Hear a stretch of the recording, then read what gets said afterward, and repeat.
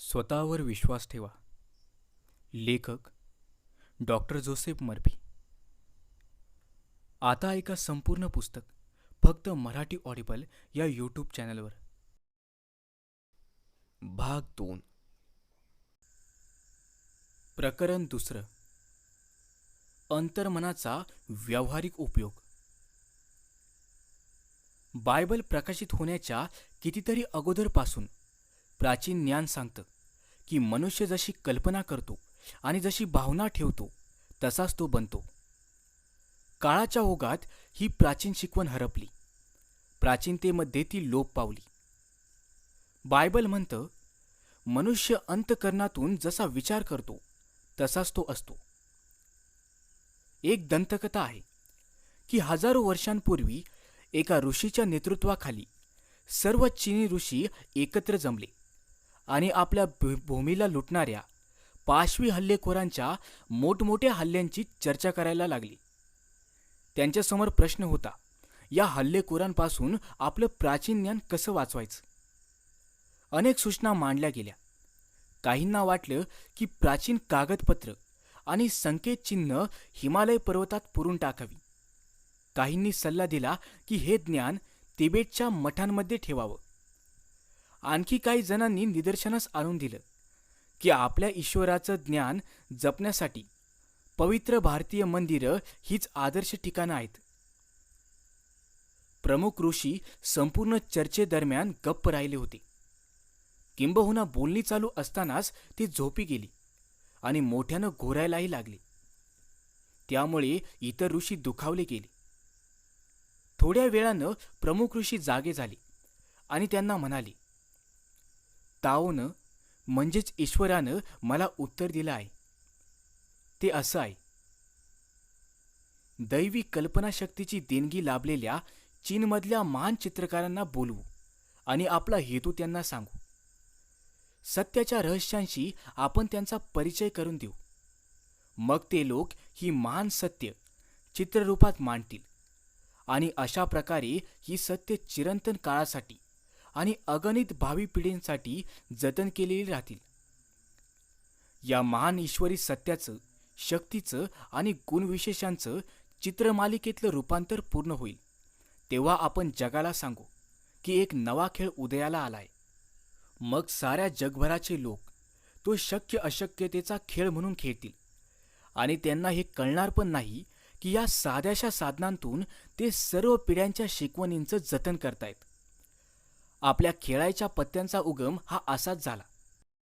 दंतकथेनुसार ते प्राचीन ऋषी पुढे म्हणाले, सर्व पवित्र लेखन नष्ट जरी झालं तरी खेळण्याच्या पत्त्यांतल्या अनेकविध रचनांतून सगळी सांकेतिक शिकवण आणि गर्भितार्थ पुन्हा कधीही शोधून काढता येईल.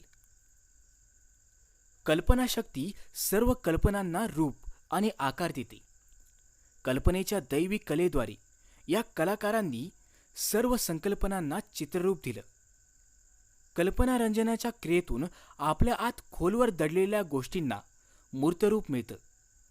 तुमच्यामध्ये सुप्त व निद्रिस्त असलेल्या गोष्टी कल्पनेद्वारे आकार घेतात.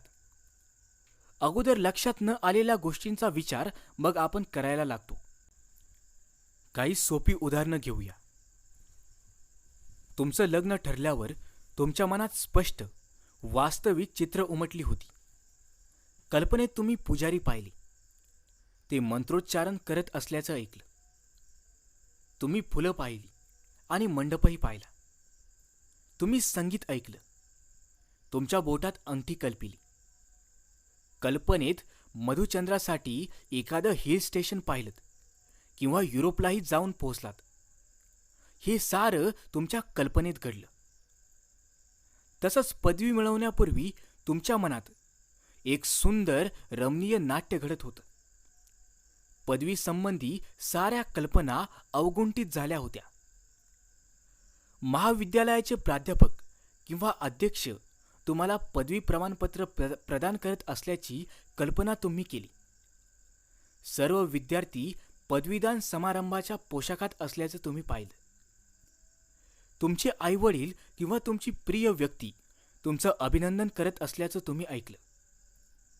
त्यांची मिठी आणि त्यांचं चुंबन या गोष्टी तुम्हाला खरोखरच जाणवल्या. हे सारं सत्य होतं, प्रत्यक्ष घडत होतं, प्रसन्न करणारं होतं, छान होतं. न जाणे कुठून तुमच्या मनात या प्रतिमा मुक्तपणे अवतरत होत्या. पण तुम्हाला हे माहीत आहे आणि तुम्हाला हे मान्य करावंच लागेल की तुम्हाला दिसलेल्या या प्रतिमांना आकार देणारा, त्यांना जिवंत करणारा, त्यांना गती आणि आवाज देणारा एक आंतरिक रचनाकार तुमच्या आत असतो.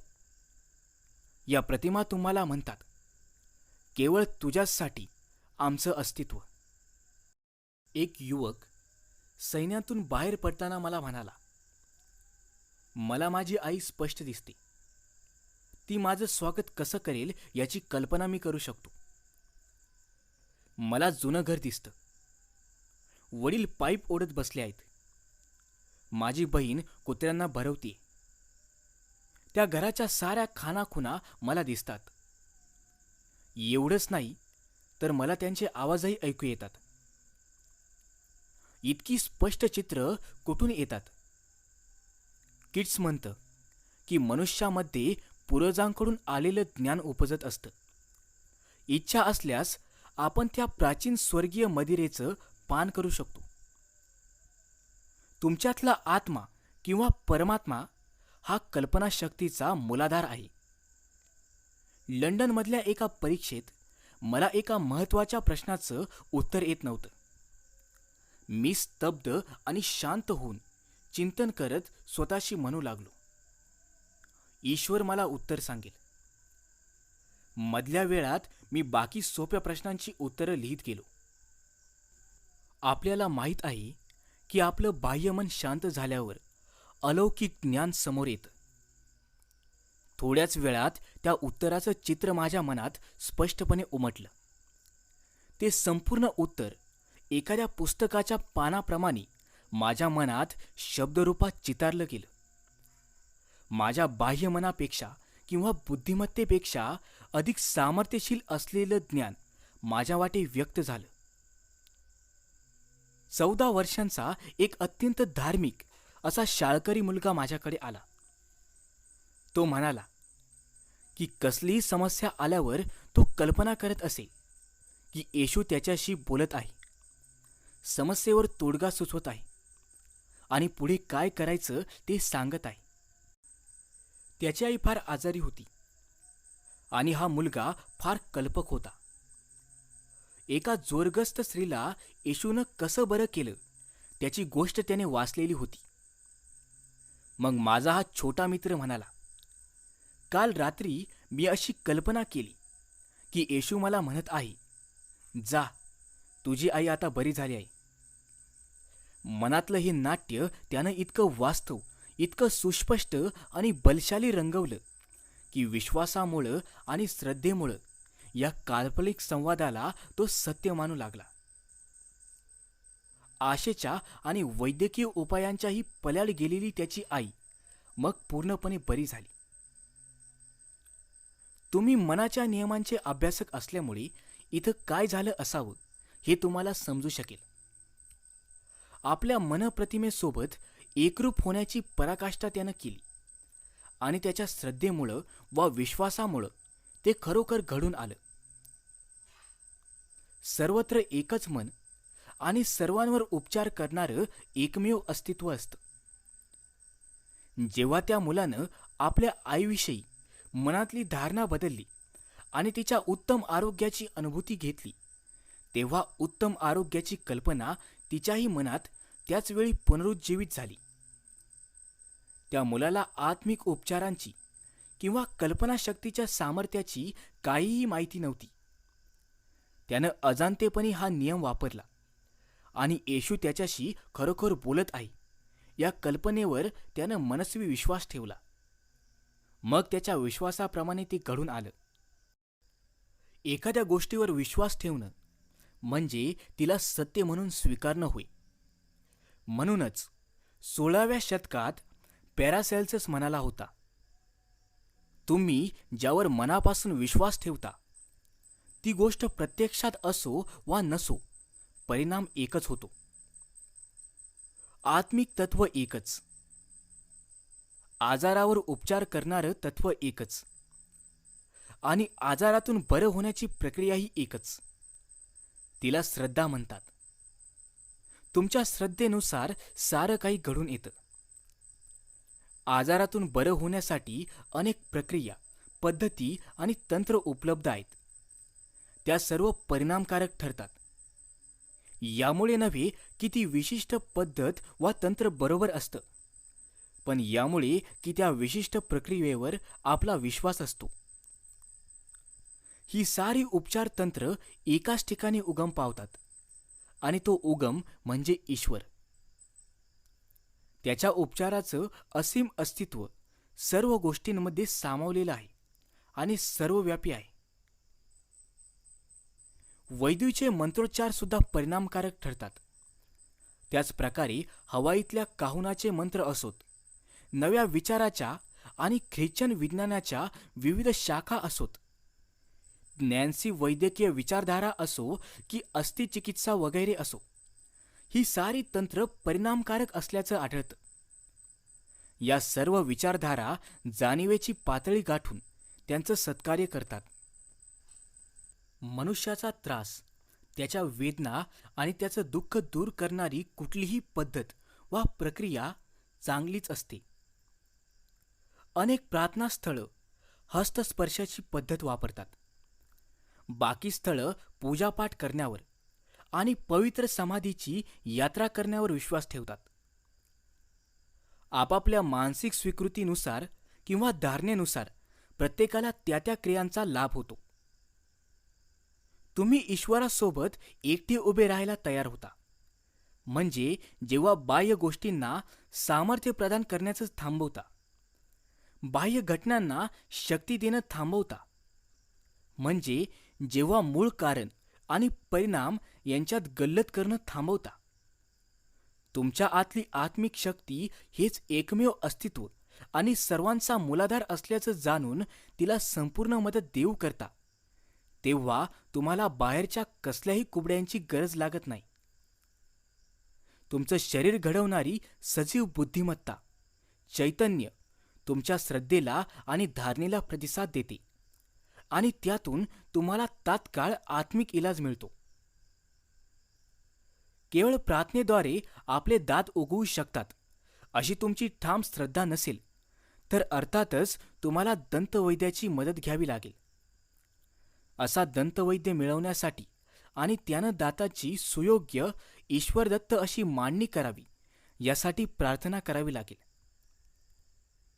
जोवर तुमचा बाह्य कारणांवर विश्वास आहे तोवर त्यावरचे उपायही तुम्हाला बाहेरच शोधावे लागतील.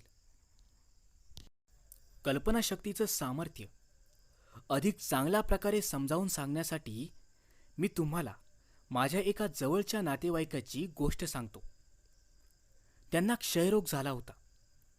त्यांची फुफ्फुसं रोगग्रस्त होती, म्हणून त्यांच्या मुलानं वडिलांना बरं करण्याचं ठरवलं. तो घरी वडिलांकडे पश्चिम ऑस्ट्रेलियात परतला आला.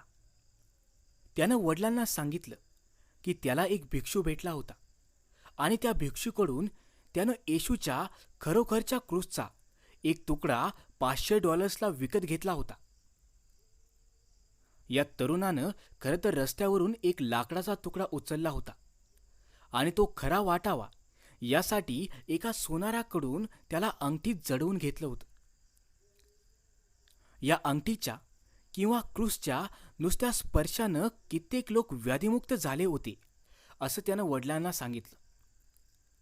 त्यानं वडिलांची कल्पनाशक्ती इतकी जागवली की त्या वृद्धानं ती अंगठी त्याच्याकडून खेचून घेतली, आपल्या छातीवर ठेवली आणि मनात प्रार्थना करून ते झोपी गेले. सकाळी ते बरे झालेले होते.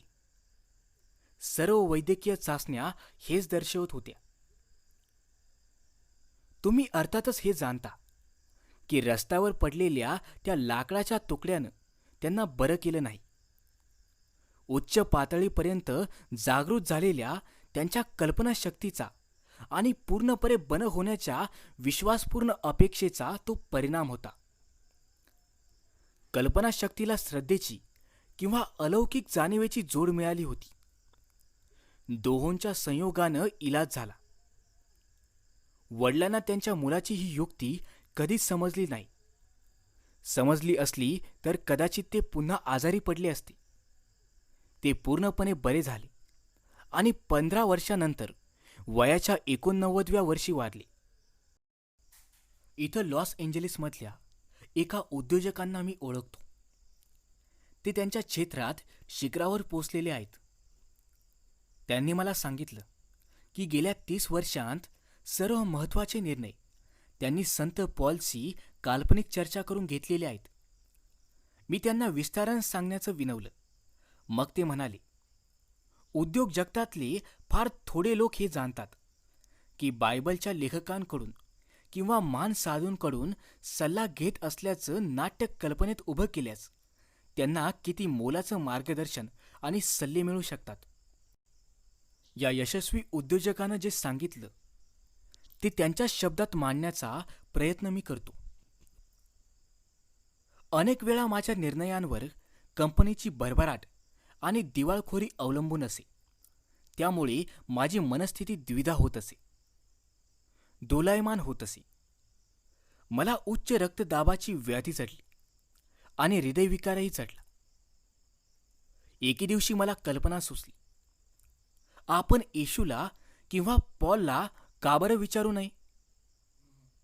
मला संत पॉलची पत्र आवडत, म्हणून कधीही मला एखादा महत्त्वाचा निर्णय घ्यायचा असल्यास मी कल्पना करत असे की पॉल मला म्हणत आहेत, तुझा निर्णय अगदी योग्य आहे, त्यामुळे कंपनीला फार लाभ होईल.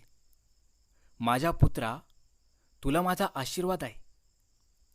ईश्वराच्या मार्गावरून चालत राहा. पॉलला पाहण्याची आणि त्यांचे बोल ऐकण्याची कल्पना केल्यानंतर शांतीची आणि आंतरिक समाधानाची एक लहर माझ्यातून दौडत जायची. मग माझ्या सर्व निर्णयांविषयी मी समाधानी असायचो. आपल्या योग्य कृतीबद्दल स्वतःला विश्वास देण्यासाठी कल्पनाशक्तीद्वारे ईश्वरी मार्गदर्शन मिळवणं हा त्या उद्योजकाचा मार्ग होता. बुद्धिमत्तेचं एकच तत्व जगात आहे. ईश्वर मला आता मार्ग दाखवतो आहे आणि जीवनातली ती एकमेव योग्य कृती आहे असं म्हणणं आणि तसं मानणंच पुरेसं आहे. ट्रोवर्टच्या म्हणण्यानुसार मन हे तर्कविधानाप्रमाणे काम करतं. जर गृहीतकं बरोबर असलं तर अनुमान किंवा निष्कर्षही बरोबर निघेल. अंतर्मन हे नेहमीच तर्कसंगत विचार करतं आणि त्याचा उत्तरार्ध किंवा निष्कर्ष नेहमीच पूर्वार्धाशी सुसंगत असतो. तुमच्या मनात योग्य प्रमेय ठेवा. तुमच्याकडून आपोआप योग्य कृती होईल. मनाची आंतरिक हालचाल म्हणजे कृती. आपल्याकडून होणारी कृती म्हणजे अंतर्मनातल्या विचारांना, भावनांना आपल्या शरीरानं दिलेलं उत्स्फूर्त प्रतिसाद असतात. कल्पना करा की तुम्ही उत्तम निर्णय घेतला असून त्याबद्दल तुमचा मित्र अथवा सहकारी तुमचं अभिनंदन करतोय. तो तुम्हाला, अभिनंदन श्री डॅश डॅश, इथं तुमचं नाव असेल, म्हणतोय अशी कल्पना करा. त्याचे शब्द कल्पनेनं ऐकण्याचा प्रयत्न करा. मग तुम्ही योग्य कृती करायला नक्कीच प्रवृत्त व्हाल. गटेनं अडचणींचा आणि पेचांचा सामना करताना नेहमी कल्पनाशक्ती वापरली. त्याचे चरित्रकार सांगतात की कित्येक तास काल्पनिक संभाषण करत बसण्याची सवय त्याला होती. आपला मित्र समोरच्या खुर्चीत बसून आपल्याला योग्य सल्ले देत असल्याची कल्पना तो करत असे, हे सर्वश्रुत आहे. दुसऱ्या शब्दांत, कुठलीही समस्या बेडसावत असल्यास त्याचा मित्र त्याला बरोबर किंवा योग्य मार्ग दाखवत आहे अशी तो कल्पना करत असे. त्यावेळी त्या मित्राच्या नेहमीच्या हावभावांची, आवाजातल्या चढ उतारांचीही कल्पना तो रंगवत असे. त्यायोगे तो संपूर्णतः काल्पनिक दृश्य होता होईल तेवढं वास्तव आणि सुस्पष्ट दिसत असे. न्यूयॉर्क शहरातला एक शेअर दलाल माझ्या चांगल्या ओळखीचा होता. तो तिथल्या स्टाईनवे हॉटेलमधल्या माझ्या व्याख्यानांना हजेरी लावत असे. आर्थिक समस्या सोडवण्याची त्याची पद्धत एकदम सोपी होती. तो एका अब्जाधीश बँकर मित्रासोबत मनात काल्पनिक संभाषण करत असे. तो मित्र त्याच्या हुशारीच्या आणि सुयोग्य निर्णयाबद्दल त्याचं अभिनंदन करत असे आणि योग्य जागी गुंतवणूक केल्याबद्दल त्याची वाखाणणीही करत असे. ही काल्पनिक संभाषण तो इतकं हुबेहूब घडवून आणायचा की मानसिकरित्या ती त्याची आंतरिक धारणा बनून राहत असे. ओस्पेन्सिकचे विद्यार्थी निकोल्स म्हणत, तुमच्या आंतरिक संवादाकडे लक्ष ठेवा आणि तो तुमच्या ध्येयाशी सुसंबद्ध असेल याची खबरदारी घ्या. ओस्पेन्सिकचे विद्यार्थी निकोल्स म्हणत, तुमच्या आंतरिक संवादाकडे लक्ष ठेवा आणि तो तुमच्या ध्येयाशी सुसंबद्ध असेल याची खबरदारी घ्या. या दलालाचा आंतरिक संवाद किंवा त्याचे आंतरिक संभाषण या गोष्टी स्वतःसाठी आणि त्याच्या ग्राहकांसाठी योग्य गुंतवणूक करण्याच्या त्याच्या ध्येयाशी नक्कीच जुळत होत्या. त्यानं मला सांगितलं की व्यावसायिक जीवनात त्याचा प्रमुख उद्देश इतरांसाठी पैसे कमवण्याचा आणि त्याच्या योग्य सल्ल्यांमुळे इतरांची उन्नती होत असल्याचा पाहण्याचा होता. अवघडच आहे की तो मनाचे नियम रचनात्मक रीतीनं वापरत होता. प्रार्थना ही सवय असते. हा दलाल नियमितपणे आणि दिवसभरात वारंवार मनप्रतिमा रेखाटत असे. ती दृढ सवय त्यानं स्वतःला लावून घेतली होती. अलौकिकात अमूर्तात जे साकार होतं तेच लौकिकात दृश्यरूपात व्यक्त होतं. जी प्रतिमा बाह्य मनानं सदैव रंगवली जाते तीच अंतर्मनाच्या तळघरात रुजते आणि प्रत्यक्षात साकार होते. यासाठी मनाच्या पडद्यावर काल्पनिक चित्रपट वरचेवर पाहायचा. तुमच्या मनाच्या पडद्यावर तो वारंवार प्रदर्शित करण्याची सवय लावून घ्या. काही काळानंतर ती एक निश्चित सवयीची गोष्ट बनेल. मनःचक्षूनं पाहिलेला हा आंतरिक चित्रपट प्रत्यक्षात साकार होईल. अनेक लोक त्यांच्या द्विधावस्था आणि समस्या कल्पनेच्या खेळातून सोडवतात, कारण त्यांना माहीत असतं की वास्तव म्हणून ते जे कल्पितील आणि समजतील तेच प्रत्यक्षात घडून येईल किंवा घडायलाच हवं.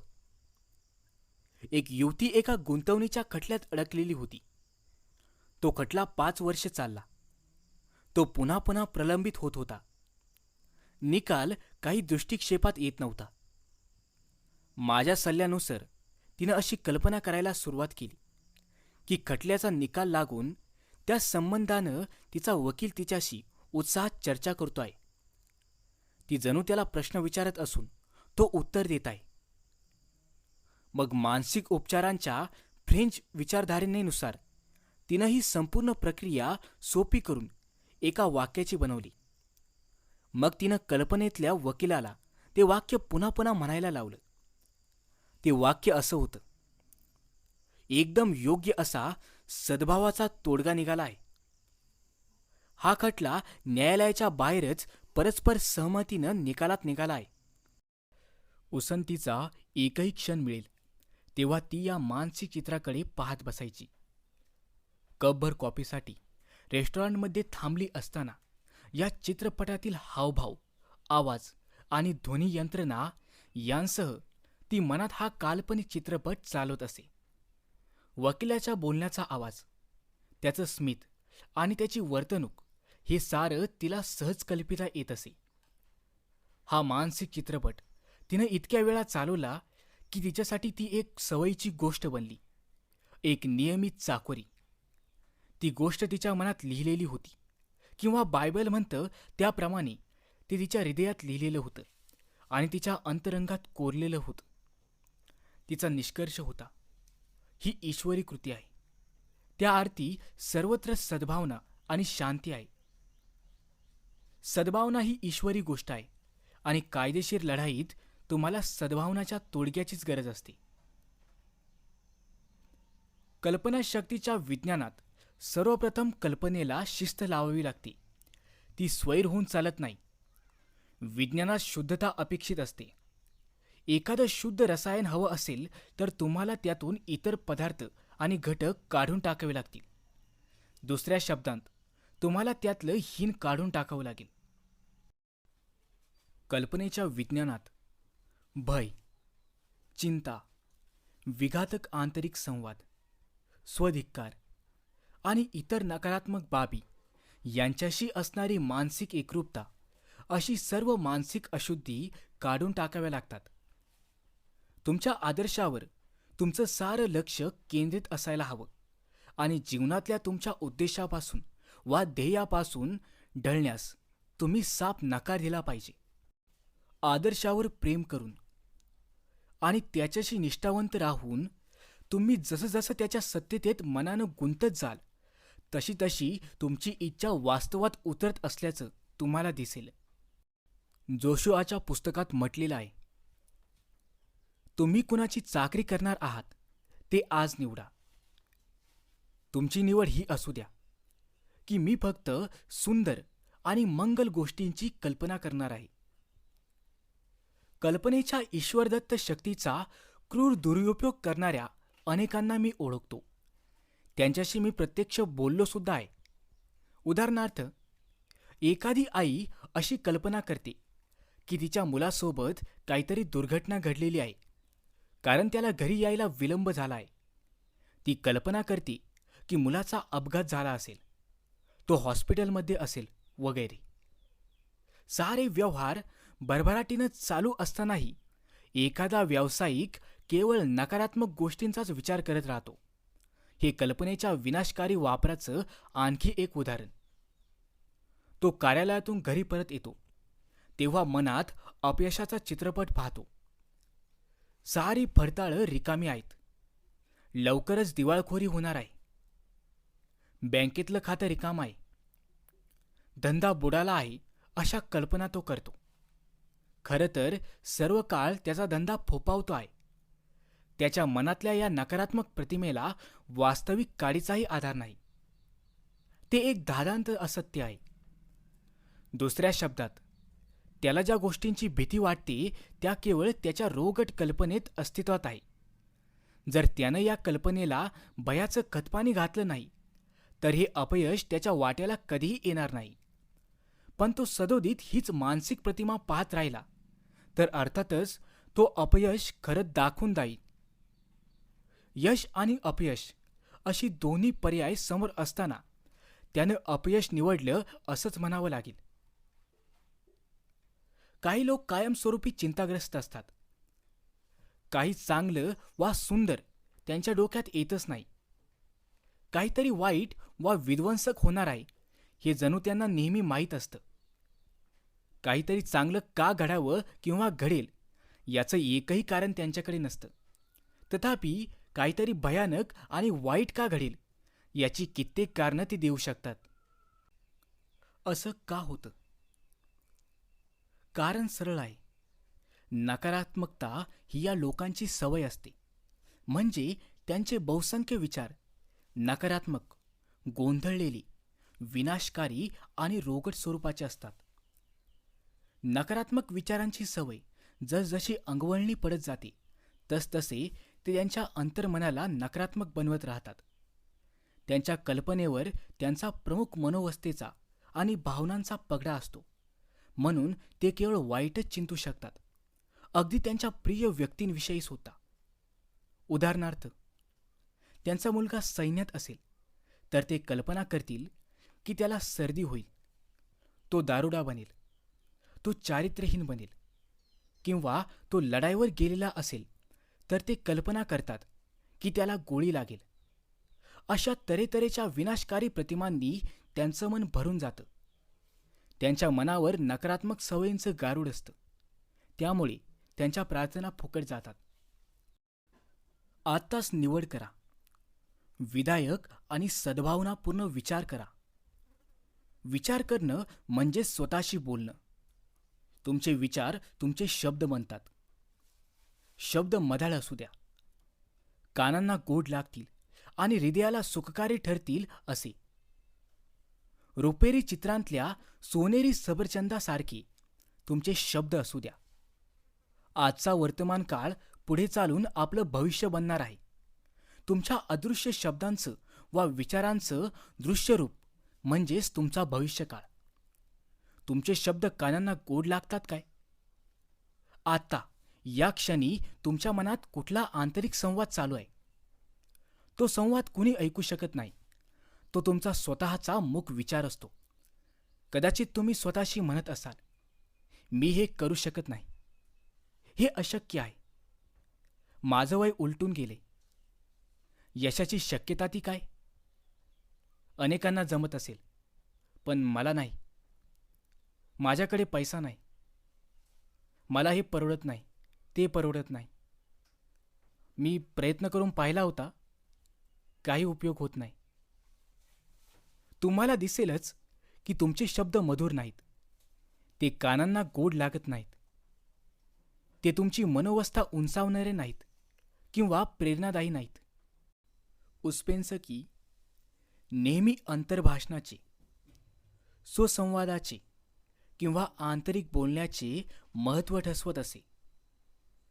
मनातून तुम्हाला काय वाटतं ते महत्त्वाचं आहे, कारण आतलंच प्रतिबिंब बाहेर उमटतं. तुमचा आंतरिक संवाद हृदयाला सुखकारी आहे का? तो तुमची मनोवस्था उंचावतो का? तुम्हाला थरारून टाकतो का? तुम्हाला आनंद देतो का? आता नेहमी असं जाणीवपूर्वक म्हणण्याचं ठरवून घ्या, या क्षणापासून पुढे माझ्या मनात मी केवळ अशाच कल्पनांना आणि विचारांना थारा देईन, ज्यांच्या योगे मला आरोग्य, सुख, प्रेरणा आणि बळ मिळेल. इथून पुढे तुमचे शब्द रुपेरी चित्रातल्या सोनेरी सफरचंदाप्रमाणे असू द्या. सफरचंद हे एक स्वादिष्ट फळ आहे. सोनं म्हणजे शक्ती.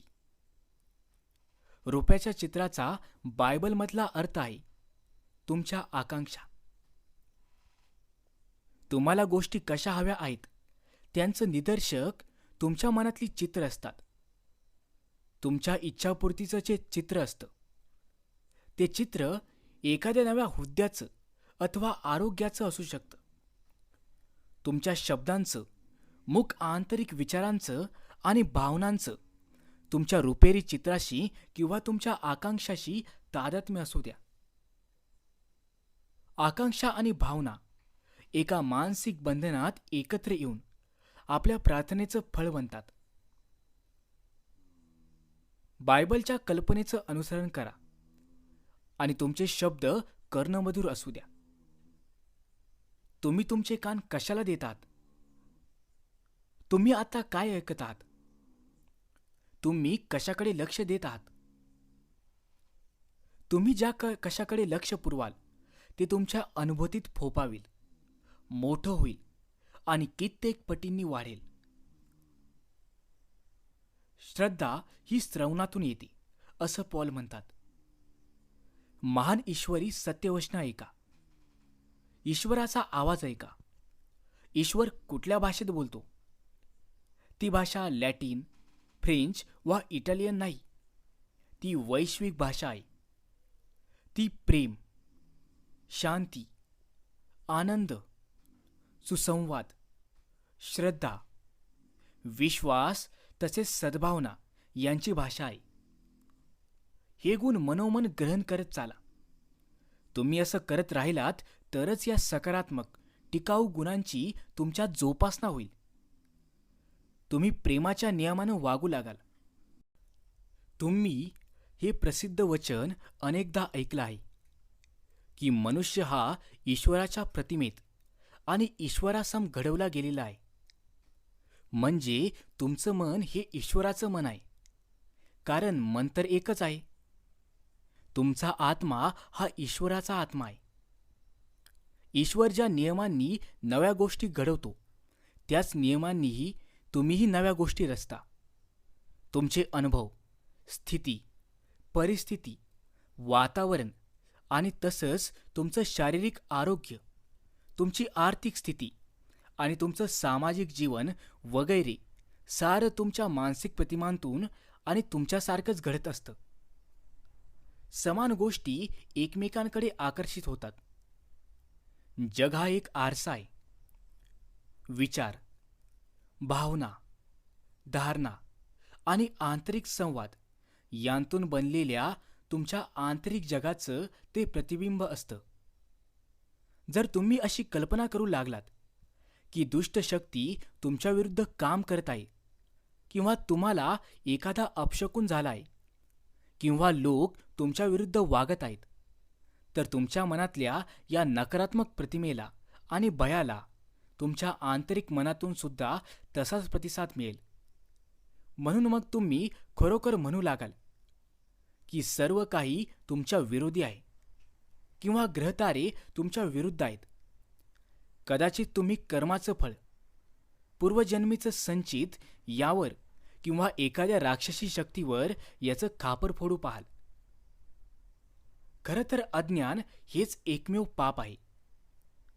वेदना ही शिक्षा नव्हे, तुमच्या आंतरिक सामर्थ्याच्या दुरुपयोगाचं ते फळ आहे. शेवटी हे सत्य समजून घ्या की आत्मिक शक्ती एकमेव असते. तिचं काम तुमच्या मनातल्या विचारांच्या आणि प्रतिमेंच्या द्वारे चालतं. माणसाच्या आयुष्यात समस्या, चिंता आणि अडचणी केवळ याचमुळे असतात की तो नेहमी भयग्रस्त असतो आणि चुकांना बळी पडत असतो. त्याला केंद्राकडे म्हणजे आंतरिक ईश्वरी अस्तित्वाकडे परतायला हवं. तुमच्यातल्या आत्मिक शक्तीचं म्हणजेच जीवन तत्वाचं सार्वभौमत्व आणि अधिकार मान्य करा. ईश्वरी मार्गदर्शन, बळ, पोषण, शांती मागा. मग ही शक्ती तसाच प्रतिसाद देईल. एखादी कल्पना किंवा मनप्रतिमा निश्चितपणे आणि सकारात्मकतेने अंतर्मनापर्यंत कशी पोचवावी हे मी आता दाखवणार आहे. मनुष्याचं बाह्यमन हे वैयक्तिक आणि काटेकोर असतं. केवळ एखाद्या गोष्टीचा छडा लावण्यासाठी ते निवड करतं, पसंत करतं, तुलना करतं, विश्लेषण करतं, चिरफाड करतं. अनुमानिक आणि तार्किक विचार करण्याची त्याची क्षमता असते. अंतर्मन हे बाह्यमनाच्या प्रभावाखाली असतं. ते जणू बाह्यमनाचं चाकर असतं. ते बाह्यमनाची आज्ञा पाळतं. बाह्यमनाच्या विचारांत शक्ती असते. विचार ही तुमच्या परिचयाची बाब आहे. तुमच्या विचारांच्या मागे उभी असणारी शक्ती म्हणजे मन, आत्मा किंवा ईश्वर.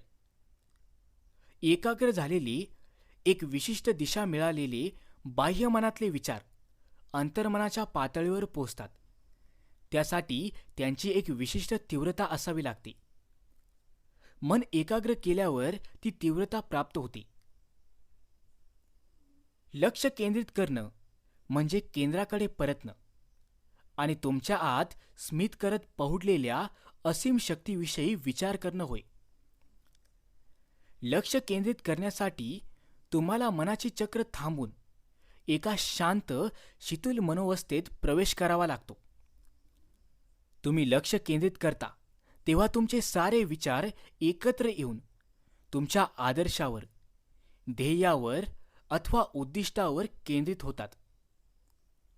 तुम्ही आता अशा केंद्रस्थानी उभे असता जिथून तुम्ही तुमच्या मनप्रतिमेकडे पूर्ण लक्ष देऊ शकता आणि तिला पूर्ण निष्ठा अर्पण करू शकता. केंद्रित विचारांचं कार्य सूर्यकिरणांना केंद्रित करू शकणाऱ्या भिंगासारखं काहीसं चालतं. सूर्याची सर्वत्र विखुरलेली ऊर्जा आणि एका केंद्रस्थानी एकवटलेली ऊर्जा यांतल्या उष्णतेचा फरक तुम्ही पाहू शकता.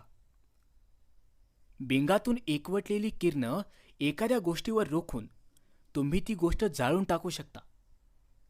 तुमच्या मनप्रतिमेकडे केंद्रित, स्थिर स्वरूपी लक्ष दिल्यानं तशीच तीव्रता साध्य होते आणि अंतर्मनाच्या संवेदनशील पटलावर त्याची सखोल, कायमस्वरूपी छाप उमटते.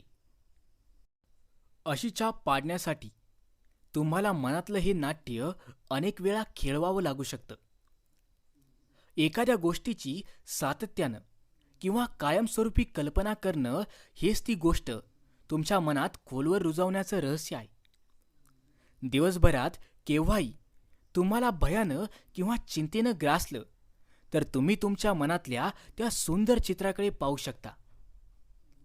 तसं करून अंतर्मनाच्या तळघरात तुम्ही एक विशिष्ट मानसशास्त्रीय नियम राबवत आहात हे जाणून असा. असं करून तुम्ही त्या बीजाला जोपासत असता. मनुष्याचं बाह्य मन हे मोटर आहे आणि अंतर्मन त्याचं इंजिन. तुम्ही फक्त मोटर चालू करा, इंजिन सारं काम करून घेईल. बाह्य मन हे अंतर्मनाला जागृत करणारं यंत्र आहे. आपल्या आकांक्षा, कल्पना किंवा प्रतिमा यांना आपल्या अंतर्मनापर्यंत पोचवण्याची पहिली पायरी म्हणजे शांत होऊन आपलं चित्त स्थिर करणं, स्तब्ध होणं, निवांत होणं. मनाच्या या शांत, निवांत स्थितीमुळं बाह्य घटकांचा आणि वाईट साईड कल्पनांचा व्यत्यय होणं थांबतं आणि मग आपल्या आदर्शांचं मानसिक अधिग्रहण उत्तमपणे पार पडू शकतं. मनाच्या शांत, क्रियाविहीन, ग्रहणशील अवस्थेत मानसिक अधिग्रहणासाठी जवळजवळ काहीच प्रयत्न लागत नाहीत. पुढे दुसऱ्या पायरीवर तुम्ही तुमची इच्छा फलद्रूप झाल्याची कल्पना करू लागता. एखादं घर विकण्याचं उदाहरण घेऊया. वास्तू खरेदी विक्री करणाऱ्या दलालांना मी माझं घर कसं विकलं ते सांगितलं आणि तीच पद्धत वापरून त्यांनीही लक्षणीय यश मिळवलं. मी काय केलं होतं? माझ्या घराच्या समोरच्या बागेत मी एक फलक लावलेला होता. हे घर विकणे आहे. हा फलक लावल्यावर दुसऱ्या दिवशी झोपी जात असताना मी स्वतःला विचारलं, समजा हे घर विकलं गेलं, मग पुढे तू काय करशील? मी उत्तरलो, मी तो फलक काढून अडगळीच्या खोलीत फेकून देईल. माझ्या कल्पनेत मी तो फलक धरला, जमिनीतून उकळून काढला, माझ्या खांद्यावरून वाहून नेऊन अडगळीच्या खोलीत जमिनीवर फेकला आणि त्या फलकाला उद्देशून विनोदानं म्हटलं, मला आता तुझी गरज नाही. हे सारं अखेर संपलं. या भावनेनं कल्पनेतही मला हायसं वाटलं. दुसऱ्याच दिवशी एका माणसानं मला ठेव म्हणून $, दिले आणि तो म्हणाला, हा फलक आता उतरून टाका, आपण कायदेशीर करार करून घेऊ. मी तात्काळ तो फलक खेचला आणि अडगळीत टाकला. मनातल्या घटनांप्रमाणेच बाह्य जगातल्या घटना घडत होत्या. यात नवं काही नाही. जे आत तेच बाहेर, म्हणजे ज्याची प्रतिमा अंतर्मनावर उमटते तेच आपल्या बाह्य जीवनात प्रकटतं. ही पद्धत किंवा हे तंत्र बायबलपेक्षाही जुनं आहे. आपल्या अंतर्मनाच्या प्रतिमेचं प्रतिबिंब बाहेरच्या जगात उमटत असतं. आंतरिक क्रियेच्या मागोमाग बाह्यक्रिया घडून येते. एका फार मोठ्या संघटनेनं त्यांचं काही आध्यात्मिक कार्य करण्यासाठी मला बोलावलं होतं. त्यांचे खाणकाम आणि इतर उद्योग यांवर अनेक जण चुकीच्या मार्गानं डोळा ठेवून होते. कायदेशीर लांड्या-लबाड्या करून ते लोक या कंपनीला सतावत होते. येणं केनं प्रकारेनं काहीतरी घशात घालण्याचा त्यांचा डाव होता. कंपनीच्या वकिलाला मी सांगितलं की एक सुयोग्य सद्भावाचा तोडगा निघाल्याबद्दल या कंपनीचे अध्यक्ष त्याचं अभिनंदन करत आहेत, असं नाट्य त्यानं स्पष्टपणे त्याच्या कल्पनेत रंगवावं. हे चित्र मनात वारंवार रंगवत असताना त्याच्या अलौकिक बुद्धीतून काही कल्पना प्रकटल्या. त्याच्या शब्दांत सांगायचं तर कोण जाणे कुठून या कल्पना डोक्यात आल्या. मग त्यानं त्या कल्पनांचा पाठपुरवठा केला आणि अल्पावधीतच तो खटला निकाली लागला. एखाद्यावर बँकेचं कर्ज असताना ते चुकवण्याची मात्र त्याची ऐपत नसेल तर त्यानं श्रद्धेनं हे तत्त्व आचरणात आणावं. त्याचं अंतर्मन त्याला नक्की पुरेसे पैसे पुरवेल. कसे, केव्हा, कुठे किंवा कुठून त्याची चिंता नको. तुम्हाला ठाऊक नसलेले मार्ग अलौकिक मनाकडे जातात. ते शोधून काढण्याच्या पल्याड असतात. मनुष्यानं स्वतःचं हित साधावं यासाठी ईश्वरानं पुरवलेलं ते एक साधन किंवा अवजार आहे. कर्जाचा हप्ता फेडण्याचे पैसे नसणाऱ्या या माणसानं बँकेत परतफेडीचा धनादेश किंवा रोकड जमा करत असल्याची, म्हणजे प्रत्यक्षात कॅशियरला ती रक्कम देत असल्याची कल्पना करावी. या मनप्रतिमेत किंवा अशा काल्पनिक क्रियेत संपूर्ण मन लावून तिला वास्तव आणि नैसर्गिक बनवणं महत्त्वाचं आहे. हे काल्पनिक नाट्य जितकं मन लावून रंगवता येईल, तितकी ही काल्पनिक क्रिया अंतर्मनावर जास्त ठरेल. तुम्ही कल्पनेनं बँकेत फेरफटका मारा. हे वास्तव आणि सत्य मनोमन इतकं रंगवा की प्रत्यक्षात तसंच घडून येईल. रविवारी सकाळच्या आमच्या व्याख्यानाला एक तरुणी नियमितपणे येत असे. पूर्वी या व्याख्यानांना येण्यासाठी तिला 3 वेळा बस बदलायला लागायची आणि दर रविवारच्या या प्रवासाला तिला 1.5 तास लागायचा. माझ्या एका भाषणात मी एका तरुणाची गोष्ट सांगितली होती की त्यानं कारसाठी प्रार्थना केली आणि त्याला ती मिळाली. हे ऐकून त्या तरुणीनं घरी जाऊन एक प्रयोग केला. त्याबद्दल तिनं मला लिहिलेल्या पत्राचा काही अंश तिच्या अनुमतीनं पुढे छापला आहे. प्रिय डॉक्टर मर्फी, मला एक कॅडिलॅक अशी मिळाली. दर रविवारी आणि मंगळवारी आपल्या व्याख्यानांना हजेरी लावण्यासाठी मला कॅडिलॅक हवी होती. माझ्या कल्पनेत मी प्रत्यक्षात कार चालवत असल्याच्या साऱ्या क्रिया पार पाडल्या. मी शोरूममध्ये गेले. तिथल्या विक्रेत्यानं मला एका कारमध्ये बसवून फिरवून आणलं. मी स्वतःसुद्धा बरेच अंतर कार चालवली. ती कॅडिलॅक कार माझीच आहे असं मी पुन्हा पुन्हा म्हटलं. 2 सप्ताहांहून अधिक काळ मी नेटानं अशा मनप्रतिमा रंगवत राहिले की मी कारमध्ये बसते आहे, चालवते आहे, तिचं आसन अनुभवते आहे, इत्यादी. मग मागच्या रविवारी मी तुमच्या सभेला कॅडिलॅक चालवत आले. इंगलवूडमधले माझे काका वारले. त्यांनी त्यांची कॅडिलॅक आणि संपूर्ण इस्टेट माझ्या नावे केली आहे. कर्जाची परतफेड करण्यासाठी पैसे कसे मिळतील हे तुम्हाला माहीत नसेल तरी काळजी नको. चिंता करणं म्हणजे तुमच्या स्वप्नपूर्तीत अडथळा आणणं, निर्मितीची प्रक्रिया थांबवणं.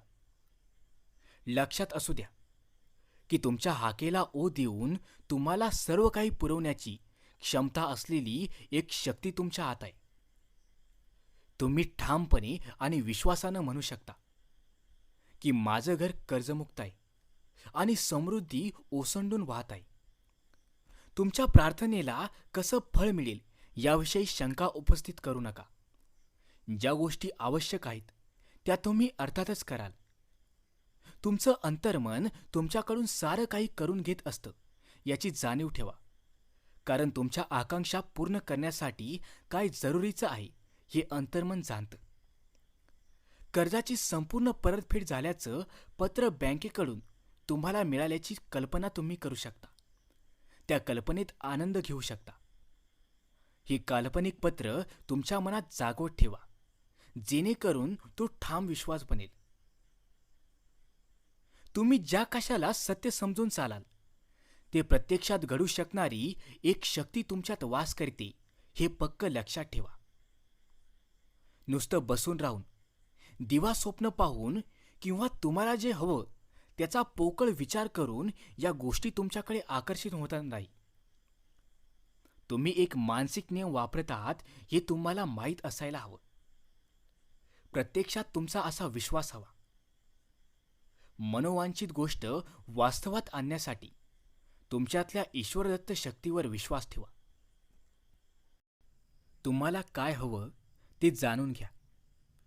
त्याची नेटकी कल्पना तुम्हाला असेल तर तुमचं अंतर्मन ती कल्पना साकार करेल. तुमची इच्छा पूर्ण झाल्याची स्पष्ट कल्पना करा. त्यातून तुम्ही तुमच्या अंतर्मनाला खाद्य पुरवत आहात. अंतर्मनाच्या फिल्मवर ते चित्र उमटेल. मग अंतर्मन हे चित्र विकसित करून भौतिक स्वरूपात तुमच्याकडे पाठवेल. तुम्ही निवांत आनंदी मनोवस्थेत कल्पना करता तेव्हा हे कल्पनाचित्र अंतर्मनाच्या संवेदनशील फिल्मवर पडतं. चित्रणाचा कालावधीही महत्वाचा आहे. 2-3 मिनिटं किंवा अधिक. हा कालावधी तुमच्या स्वभावावर, भावनेवर आणि समजुतीवर अवलंबून असतो. लक्षात ठेवण्याजोगी महत्वाची गोष्ट ही की कालावधीपेक्षा तुमच्या जाणीवेची गुणवत्ता आणि भावनेची किंवा श्रद्धेची तीव्रता जास्त महत्वाची आहे. साधारणपणे सांगायचं तर तुम्ही जितके अधिक एकाग्रचित्त असाल आणि या सरावाला जितका अधिक कालावधी द्याल तितकं तुमच्या प्रार्थनेचं फळ अचूक असेल. जे तुम्हाला प्राप्त झाल्याची कल्पना तुम्ही कराल ते तुम्हाला मिळेल. मनात विश्वास ठेवून तुम्ही ज्यासाठी प्रार्थना कराल ते तुम्हाला मिळेल.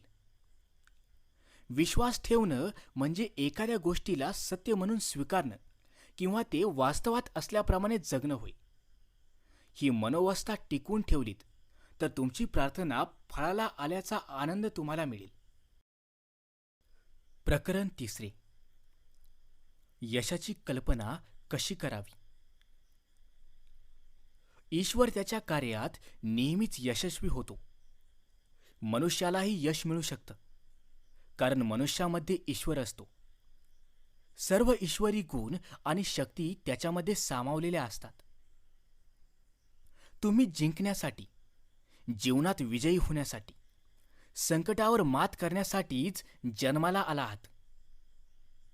ईश्वरी बुद्धिमत्ता, ज्ञान आणि सामर्थ्य तुमच्या आत याच एका प्रतीक्षेत असतात की केव्हा तुम्ही त्यांना मुक्त कराल आणि तुमच्या सर्व समस्यांवर मात करण्यासाठी त्यांची मदत घ्याल.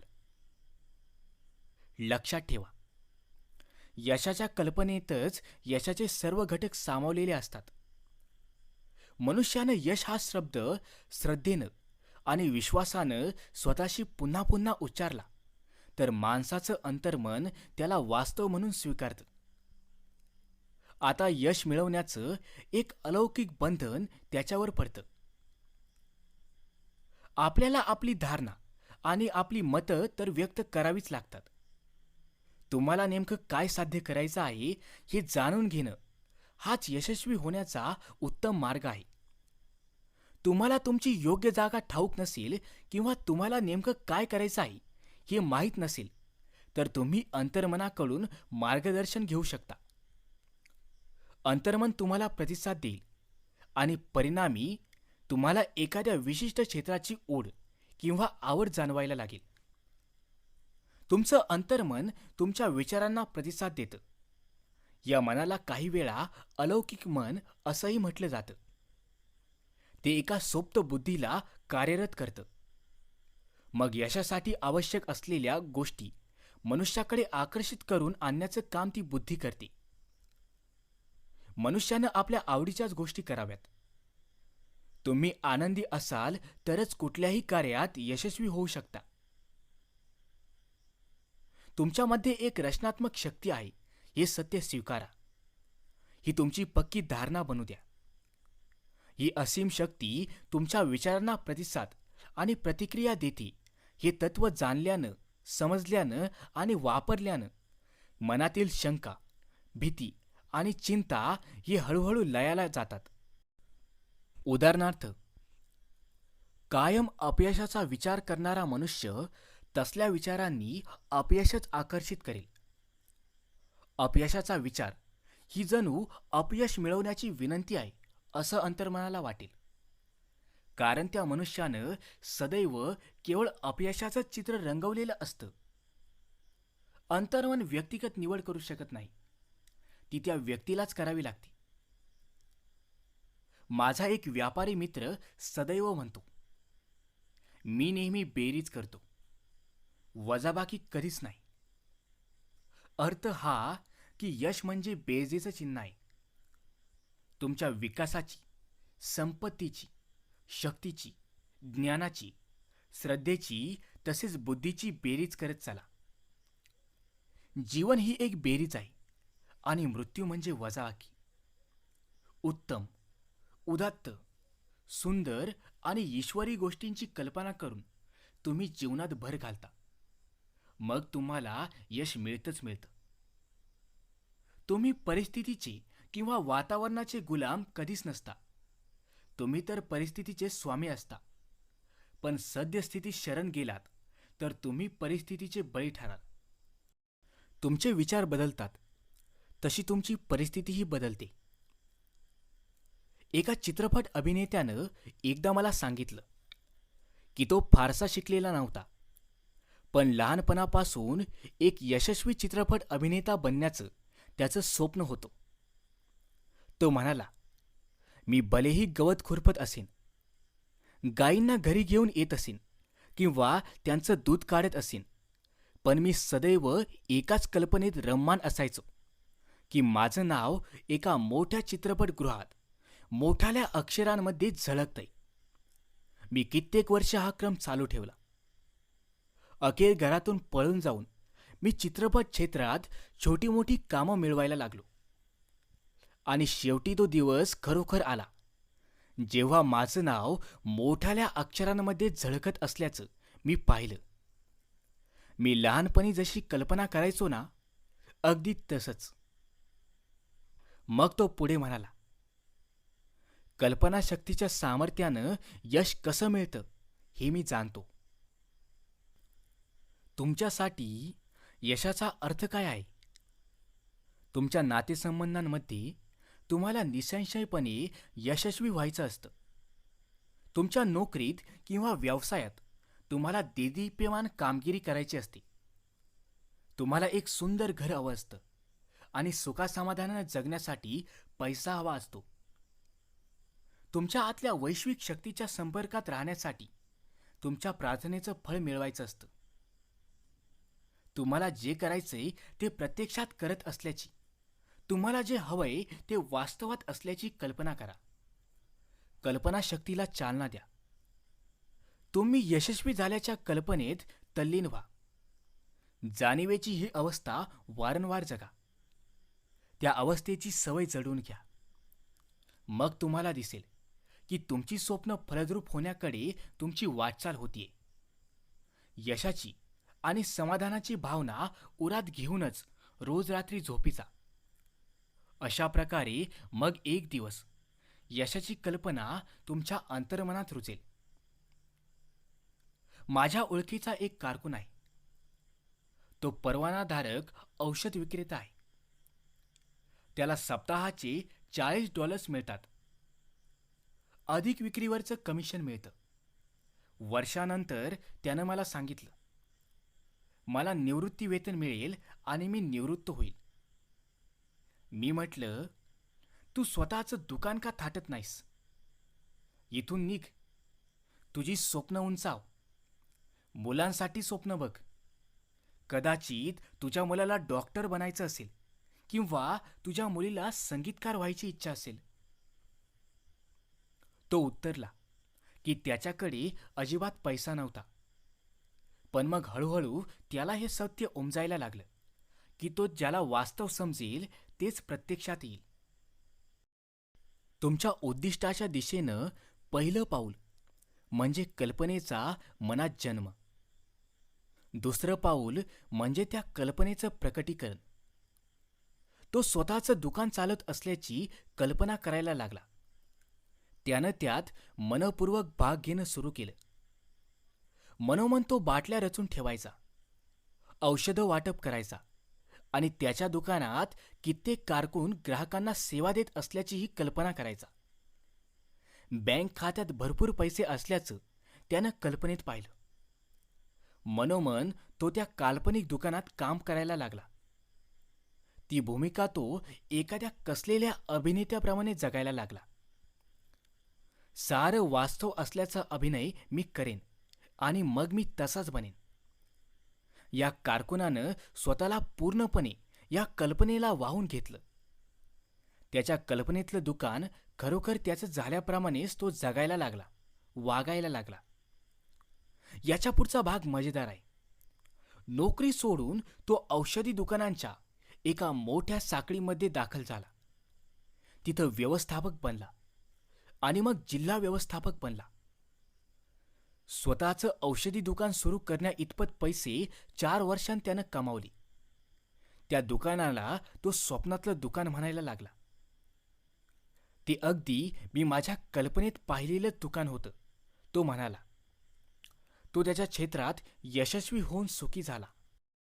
मनात सदैव श्रद्धेची आणि सर्वोत्तमाची अपेक्षा बाळगणाऱ्या व्यक्तीला यशस्वी होण्यापासून आणि जीवनात पुढे जाण्यापासून कोणीही रोखू शकत नाही.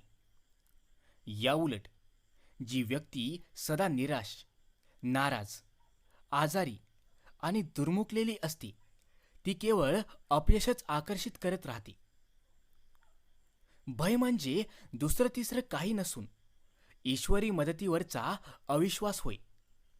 म्हणजेच श्रद्धेची जागा चुकली. चुकीच्या गोष्टीवरची श्रद्धा म्हणजे भीती.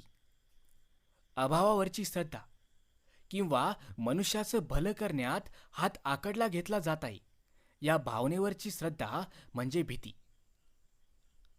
पुत्रा, मी सदैव तुझ्यासोबत असतो आणि माझ्याकडचं सर्व काही तुझंच आहे. बायबलमधलं हे वचन नेहमी स्मरणात ठेवा. तुम्हाला निकडीच्या असणाऱ्या साऱ्या गोष्टी अदृश्यात आहेत. तुम्हाला जरुरीच्या असलेल्या साऱ्या गोष्टी अमूर्त आहेत असंही म्हटलं जाऊ शकतं. आयुष्यात पुढे जायचं असेल तर तुम्ही सध्या आहात त्यापेक्षा मोठं बनायची आकांक्षा तुम्हाला असली पाहिजे. अगोदर आकांक्षा येते, मग तुम्हाला हवं ते सारं प्रत्यक्षात आणण्याची क्षमता बाळगणाऱ्या आंतरिक शक्तीची जाणीव तुम्हाला होते. अंतर्मन हे तुमच्या साऱ्या इच्छा पूर्ण करण्याचं माध्यम आहे. नेहमीच्या सवयीचे विचार, भावना, मतं आणि धारणा यांद्वारे तुम्ही अंतर्मनाला आदेश देता. जागृत मनाच्या आदेशाचं पालन अंतर्मन करतं. नकारात्मक विचारांना जाणीवपूर्वक दूर ठेवलं तर ते विचार तुमच्या अंतर्मनाला प्रभावित करू शकणार नाहीत. तुमच्यात प्रतिकारशक्ती तयार होईल.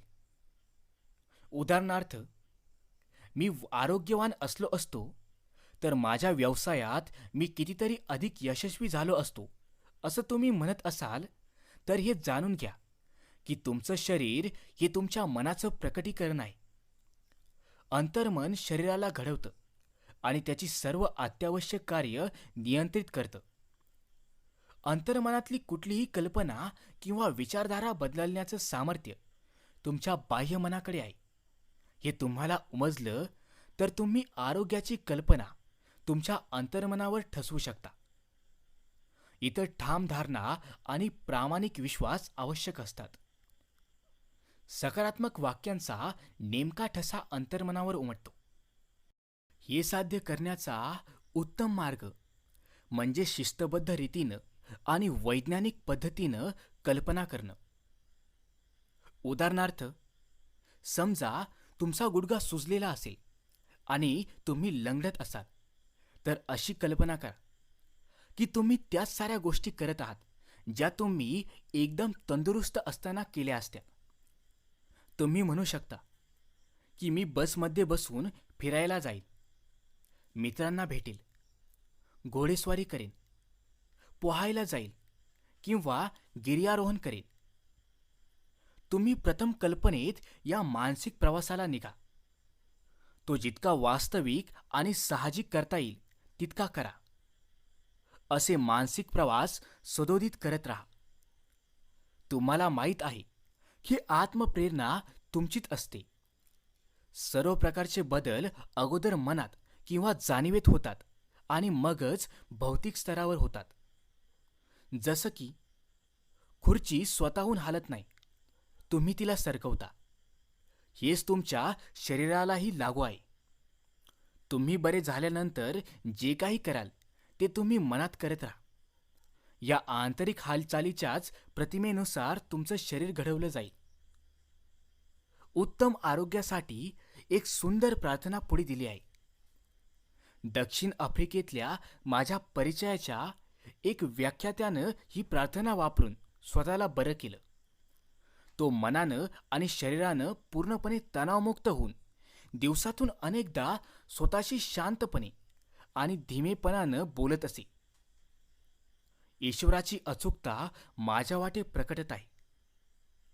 आरोग्याची कल्पना माझ्या अंतर्मनाला व्यापून टाकत आहे. ईश्वरानं बनवलेली माझी प्रतिमा सुदृढ शरीराची आहे. ईश्वराच्या मनात असलेल्या या सुदृढ प्रतिमेवर हुकूम माझं अंतर्मन माझ्या शरीराला घडवते.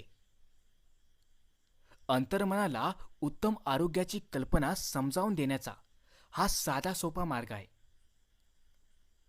तुम्हाला यश मिळण्याखेरीज राहूच शकत नाही हे समजून उमजून घेतल्यानंच तुमचा आत्मविश्वास बळावतो. सर्व अडथळे पार करून देणारी ही आत्मिक शक्ती तुमच्या हाकेला ओढ देऊन धावत येईल याची खात्री बाळगा. तुम्हाला जे साध्य करायचं आहे ते तुम्ही खचितच साध्य करू शकता याविषयी खात्री बाळगा. हा सकारात्मक दृष्टिकोन म्हणजेच आत्मविश्वास.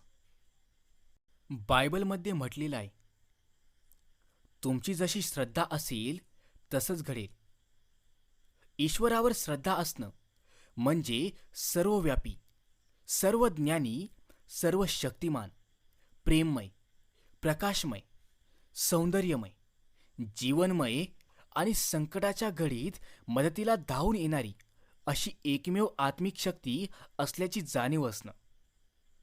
ईश्वरी शक्ती तुमच्या विचारांना प्रतिसाद देते हे जाणून घ्या. ईश्वर हा आसमंतात राहणारा कोणी दाढीवाला आहे अशी कल्पना सोडून द्या. ईश्वर हे मनुष्यातलं तत्व आहे. ईश्वर हे मनुष्याचं जीवन आहे. आपल्याला ईश्वर समजू शकत नाही कारण आपलं सीमित मन हे असीम बाबीला समजू शकत नाही. उदाहरणार्थ, तुमचं बाह्यमन आणि अंतर्मन या ईश्वरी प्रतिमा आहेत. ती साधना आहेत. ईश्वर म्हणजे निरपेक्ष सुख, चिरंतन सौहार्द आणि अवर्णनीय सौंदर्य. ईश्वर म्हणजे अमर्याद बुद्धिमत्ता, असीम प्रेम आणि अनंत ज्ञान. ही आणि अशी ईश्वराची गुणवैशिष्ट्ये असतात. जीवनसागरात तुम्हाला निर्मिकानं वाऱ्यावर सोडून दिलेलं नाही. त्याचं अस्तित्व आणि सामर्थ्य तुमच्या आत आहे. तुमच्यातल्या या ईश्वरी तत्वाचं ज्ञान किंवा जाणीव होणं हा यशासाठी सर्वात महत्त्वाचा घटक आहे. तुमची गुणवत्ता विकसित करा. त्या गुणांचा उपयोग करून घ्या. ते ईश्वरदत्त आहेत. तुमच्यातल्या क्षमतांना आणि शक्तींना निरंतर विकासाची गरज असते. तुम्ही मनानं आता काय आदेश देत आहात? तुमच्या आंतरिक संवादाचं, आंतरिक संभाषणांचं आणि निरुद्देश मनोवस्थेचं स्वरूप काय असतं? मनुष्याला त्यानं बोललेल्या प्रत्येक शब्दाचा हिशोब द्यावा लागणार आहे. शंका, भय, चिंता आणि काळजी हे निरुद्देश शब्द आहेत. ते तुमच्या संभाषणात असतील तर तुम्ही मनाला काही निश्चित सकारात्मक आदेश देत नाही आहात, कारण तुम्हाला काय साध्य करायचं आहे हे नेमकेपणानं ठसत नाही. भय आणि चिंता संभ्रम निर्माण करतात. त्यामुळे अंतर्मनाचा गोंधळ उडतो आणि मग मनुष्याच्या कार्यातसुद्धा गोंधळाखेरीज काहीच घडत नाही. ईश्वरी शक्तीवर श्रद्धा राहू द्या. मग तुमच्या इच्छा या ना त्या मार्गानं फलद्रूप होतील. ईश्वरावर, दैवी शक्तीवर, ईश्वरी प्रेमावर आणि तुमची काळजी वाहणाऱ्या सर्वव्यापी ईश्वरी अस्तित्वावर श्रद्धा ठेवा. मग तुम्ही अजेय बनाल. ईश्वरावर श्रद्धा ठेवून चांगली कर्म करा. मग तुम्ही जगात सुखानं राहाल आणि तुमचं पोट भरलेलं राहील. तुम्हाला जर हे पुस्तक ऐकायला आवडले असेल आणि तुम्ही अशीच नवनवीन आत्मसहाय्यक पुस्तकं ऐकू इच्छित असाल तर त्वरित या चॅनलला सबस्क्राईब करा आणि कमेंटमध्ये तुमच्या प्रतिक्रिया कळवायला विसरू नका. धन्यवाद. मराठी ऑडिबल.